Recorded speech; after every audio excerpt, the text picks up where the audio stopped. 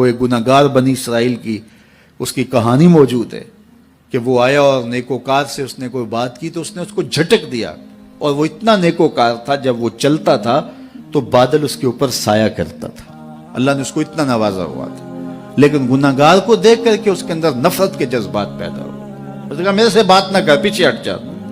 اللہ اکبر۔ تو وہ بیچارہ بڑا رویا کہ مالک میں اتنا گناہگار ہوں کہ تیرے پاک بندے مجھے اپنے پاس بٹھانے کے لیے بھی تیار نہیں۔ دل ٹوٹا، شکستگی پیدا ہوئی، کہا لیکن مالک تیری مرضی، اور واپس پلٹا۔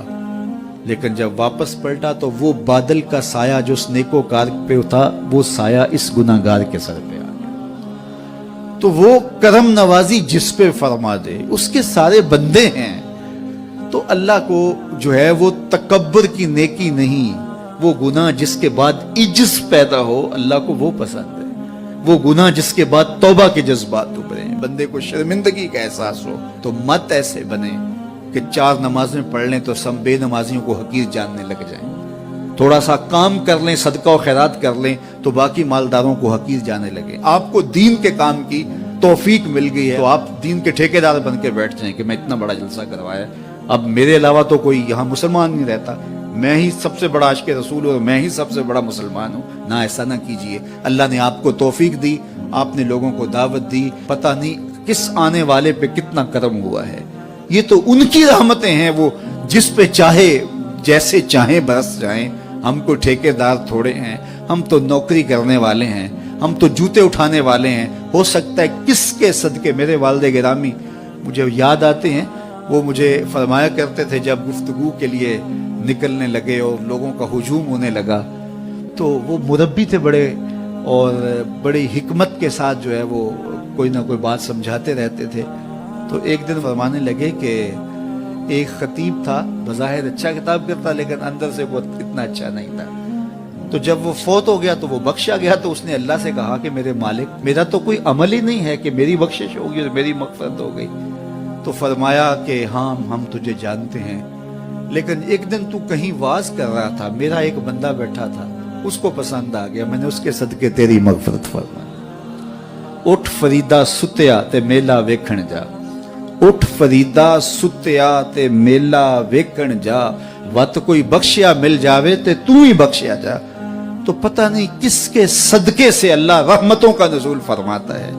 بے عمل کو دیکھ کر کے اس سے نفرت نہیں ہے، نفرت تو گناہ سے ہے، گناہگار سے نہیں ہے، لیکن کوشش کی جائے کہ یہ عمل بد چھوڑ دے۔ اللہ اکبر۔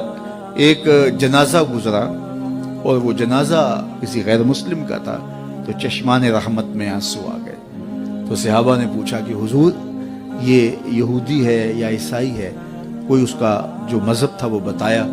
تو فرمایا کہ مجھے اس بات پہ افسوس آیا کہ یہ اسلام نہیں لا سکا اور کفر کی حالت میں مر گیا، تو اگر یہ اسلام لاتا اور جو ہے وہ جنت کی راہوں کا مسافر ہوتا تو کتنا اچھا۔ یہ اس کے ساتھ بھی ہمدردی ہے۔ تو اللہ کی مخلوق، یہ جنت کے اکیلے ٹھیکیدار بننے کی کوشش نہ کریں کہ میرے علاوہ کوئی جائے ہی نہ، جنت کے دروازے پہ میں بیٹھ جاؤں گا کسی کو، یہ زیادتی ہے۔ میرے تو اعلیٰ حضرت نے یہ کہا تھا، ایک میرا ہی رحمت پہ دعویٰ نہیں، شاہ کی ساری امت پہ لاکھوں سلام۔ تو اس لیے امت سازی کی ایک تو کوشش کریے، اپنے اندر باہمی چھوٹے چھوٹے نزاع اختلاف، یہ انسانی فطرت ہے، انسان کے اندر طباع کے اندر اختلاف ہے، ترجیحات کے اندر جو ہے وہ اختلاف ہے، اپنے اپنے مزاج کے اندر تفاوت ہوتا ہے۔ تو ایسا نہ ہو کہ چھوٹی چھوٹی باتوں سے آپ جو ہے وہ امت کو پھاڑ چیر کے رکھ دیں، نہیں، بلکہ امت کا جو تصور ہے اس کو قائم رہنا چاہیے۔ تو گناہ کے بعد جب انسان کے اندر ندامت کا اظہار ہوتا ہے، وہ جو آنسو ٹپکتے ہیں، بندہ اپنے آپ کو چھوٹا سمجھتا ہے، میں اتنا گناہگار، میں پاپی، میں مجرم، میں میلا اتھرو، جب وہ اپنے آپ کو دیکھتا ہے کہ میں اتنا برا شخص ہوں، تو پھر اللہ کی رحمتیں اس کے اوپر متوجہ ہوتی ہیں۔ تو اس کو پسند ہے کہ جب بندے اس کے حضور عاجزی کرتے ہیں، اس کے حضور معافی مانگتے ہیں، تو مت کسی کو حقیر جاننا کہ یہ گناہگار ہے، نہ جانے اس کا انجام کیا ہو۔ کتنے گناہگار ان کا آخر اچھا ہو جاتا ہے، کتنے نیکوکار ان کا آخر اچھا نہیں ہوتا۔ انما الاعمال بالخواتیم، وہ تھی تو فاحشہ عورت لیکن ایک کام کیا کہ ایک کتے کو پانی پلا دیا، اپنے دوپٹے سے جوتا باندھ کر کنویں میں لٹکایا اور اس کو پانی پلا دیا۔ حدیث پاک میں آتا ہے اللہ اس کے صدقے سے اس کی خطائیں معاف فرما دی۔ اور ایک نے بلی کو مار دیا خاتون کو، اور وہ جہنم کی آگ میں جلنے لگی۔ اس لیے کون کس کا انجام کیا ہوتا ہے؟ ہمارے بزرگ فرماتے ہیں کہ بچے سے پیار کرو کہ اس کے گناہ کم ہیں، اور بڑے سے پیار کرو اس کی نیکیاں زیادہ ہیں، اس کی نیکیاں زیادہ ہیں۔ چھوٹے سے اس لیے پیار کہ اس کے گناہ کم ہوں گے، اور بڑے سے اس لیے پیار کہ اس کی نیکیاں زیادہ ہوں گی۔ اور اسی طرح جو ہے وہ خیال کرو کہ ہو سکتا ہے اس کا انجام بخیر ہو جائے اور اس کا آخر کتنا خوبصورت ہو، تو مت کسی کو حقیر جانیے گا۔ ایک میرا ہی رحمت پہ دعویٰ نہیں، شاہ کی ساری امت پہ لاکھوں سلام۔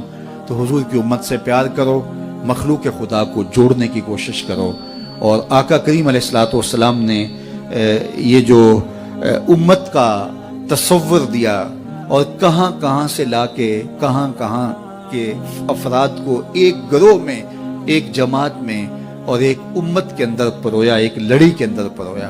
اس امت کو امت ہی رہنے دیا جائے۔ اللہ مجھے آپ کو اپنی پناہوں کا حصار عطا کرے۔